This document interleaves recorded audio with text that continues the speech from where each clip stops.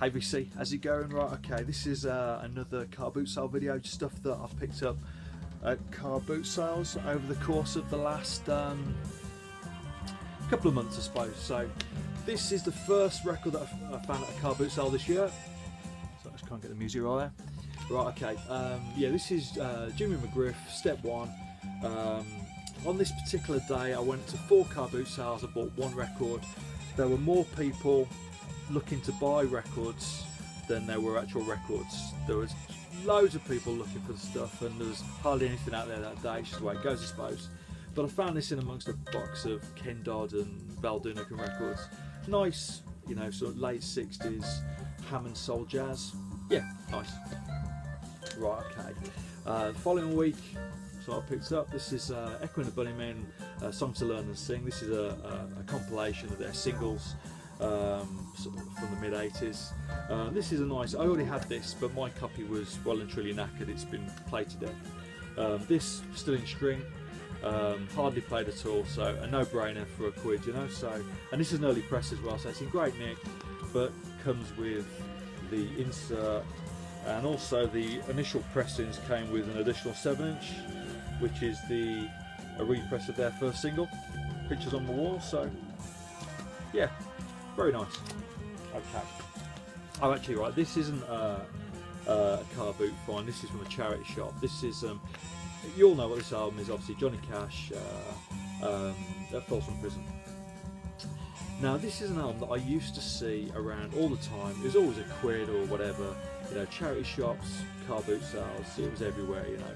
In recent years, I hardly seen it at all.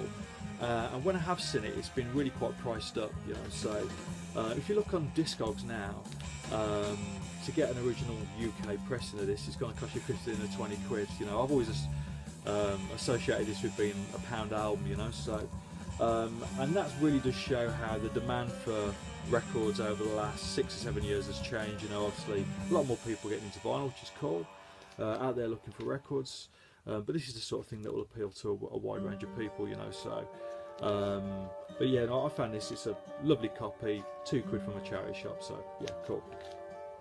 Right, okay, actually that same charity shop, the day before, found a nice Laurel Aitken single on a Parma Supreme from 1970, is it? Yeah, 1970. The B-side, which is Can't Turn Your Back on Me, is much better than the A-side. That's a tune, that is. Cool. Right, okay, back to the car boot stuff. Don Stover and the White Oak Mountain Boys. Yeah, this is a lovely bluegrass album, 1974 on Rounder Records, still in shrink. Clearly a record that's hardly been played again. It cost me a whopping 50p. Yeah, this was also in a box full of rubbish and just looked interesting. I didn't really know much about Don Stover, so it just looked like something to that's worth checking out. But yeah, really pleased with that. So I've played that quite a few times on a Sunday morning. Very nice. Right, okay. Last weekend I went out. I didn't get there till late. I said before, I'm always getting there late. I can never get out of bed, but I got there for about 8:30. The first, it's the one place I went to. It's quite a big car boot sale. It's a big field. There's probably sort of 14 or 15 rows full of cars or whatever, you know.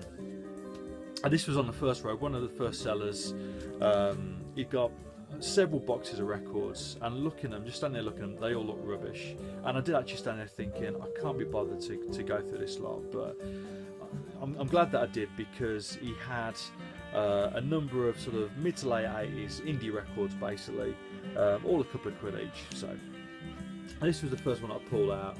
This is from 1992. This is Petra Boys discography. This is the first best of that they put out. Double vinyl. If you look on Discogs, this is really quite a collectible album now, you know, so not something you come across very often. And for 2 quid I was absolutely delighted with it. But yeah, it's a great album. There's a couple of tunes on here which weren't on any of their other albums, just specifically recorded for this release, which is quite nice. But yeah, cracking compilation and in great nick. There's probably a 1/2-inch seam split on the top there, you can see that. But aside from that, it's spot on. Right, okay. I also picked up this, which is an album that I've showed before. This is Dexys Midnight Runners, Don't Stand Me Down.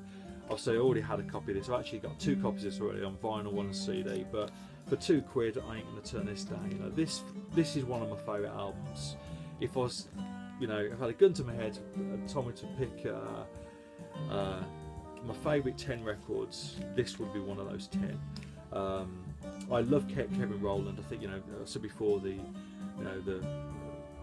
word genius is used far too often and far too freely, but I think in Kevin Rowland's case, you know, he is a genius. You look at those first 3 albums that Dexys put out in the early 80s. 1980 they put out Searching for the Young Soul Rebels, which is a, you know, it's, you know, with its horn section, you know, it is a soul record. You know, it's a blue-eyed soul record. You know, the big tune on that was Gino. That was a #1 record over here in the UK. A couple of years later, they've totally changed their sound, totally changed their style again with Touré, Come and Eileen, you know, with the fiddles and the dungarees and the straw hats and whatever. You know, another massive #1 single. 3 years later, 1985, they put this out, and again have changed their image. You can see it all in business suits. Now, there wasn't a single that came out before the album came out, and that really hampered the sales of this record. They did put out a single, which in my eyes, another perfect record. This Is What She's Like, an absolutely wonderful tune, best tune on the record. But it was put out as a single, you know, several months after the album came out, which was a bit of a pointless exercise at that point. That ship had sailed, you know. So, but yeah, but this album, it really is something special.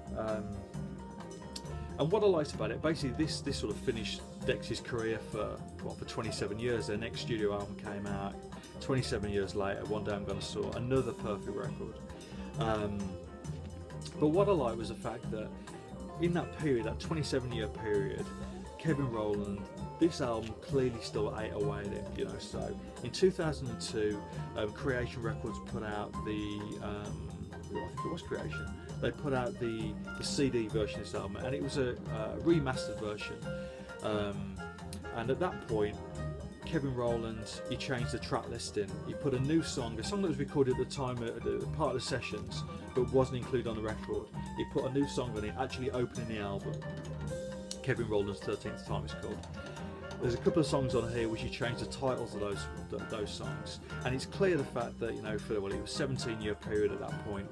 Up until that point, the failure of this record, the fact that it didn't sell, had clearly eaten away at him, and he was trying to, I suppose, rewrite history, trying to, you know, right the wrongs. Not that there were any in my eyes, but that's what he was doing. And I like that, you know. I like the fact that he, you know, in an era where bands put out album after album and everyone sounds exactly the same, when you've got somebody as unique as this making records where everyone is different, you can't change tunes between albums. You know, every album's got its own style. You know, if you move a song off this and put it on Touré, it's totally out of place. You know, so, and I really like that. I really like the care that goes into the image, into the artwork, into the music. You know, so if you get a chance to hear this record, then please do. Right, okay, that's me waffling on. Right, okay, I'm gonna waffle on again. Right, this is a couple of albums by a band called Micro Disney. Now, in the mid-90s, I really got into a band called the High Llamas. Now, if you don't know the High Llamas, they were very much influenced by that Pet Sounds, Smile era Beach Boys.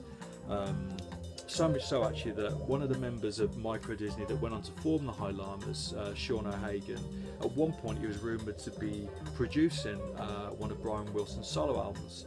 Now, in their infinite wisdom, Brian Wilson's management quashed that, you know, that idea, and just went ahead with him making more and more cheesy, awful, god-awful records. But I would have been fascinated to hear that sort of collaboration, because I think somebody that really cared about Brian Wilson's music as much as Sean O'Hagan does, you can hear it in these records. You can particularly hear it in the High Llamas. It would have been wonderful to say hear that collaboration.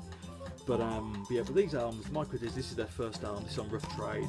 It came out in '85. The Clock Comes Down the Stairs. A nice record. It's more or less a straight indie record. This is a later album. 39 minutes. This is from '88. This has got a sound, I suppose, closer to Prefab Sprout from that sort of era, that from Langley Park to Memphis, that sort of sound of Prefab Sprout. It's a little bit close to that. That's my opinion anyway. But yeah, nice bands. I mean, obviously, my interest is in the High Llamas, but yeah, these records are Yeah, glad to pick them up for a couple of quid. Very good. Right, okay. Also part of that haul from that guy. This is doing it for the kids. This is a creation label sampler. You see the creation label there, and this includes creation artists such as Felt, House of Love, The Weather Prophets, Primal Scream, The Jazz Butcher, My Bloody Valentine, Momus. Yeah, really nice compilation from '88. Right, okay, and also actually the same seller, he had boxes and boxes of 45s, and I did think to myself, once again, I can't be asked to go through those, and I just put my hand in and I pulled out one record, and I saw the label. It's on a Tapper label. It's clearly a reggae record, produced by Tapazuki. The artist is Destruction. The song's called Hell. See that? Yeah, I don't know anything about this. It's not on Discogs, can't see anything about it at all. Nice tune, early 80s. So yeah, so obviously I saw that, I thought, great, you know, this is going to be a box full of reggae, you know, so spent the next 20 minutes going through all those singles, and this was the only one, so there you go. Right, okay, and another day, just talking about reggae, I picked up a bunch of reggae 12 inches, so very quickly. Barrington Levy, Run Come Dub, the main tune, Here I Come. Yeah, I see on the Time label. If you look at some of Discogs, worth a few quid, so very pleased with that. Great tune as well, definitely pick it a bunch. All these are paid 50p for. Janet K, Silly Games on Pressure. I need to re-sleeve that.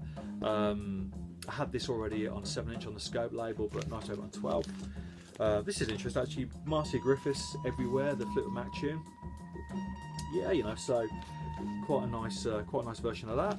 Very cool. Then stuff like Eastwood and State, Last Plane, What My Ticket, 84 12-inch. It's another little cheapie, but yeah, good fun. And a couple of Soul 12 inches, Dennis Coffey, Give Me That Funk, 1978. Yeah, nice sort of disco funk type thing. Similar sort of era. Radio, Still in the Groove, nice little, again, disco funk type sound on Arista. So cool, cheers.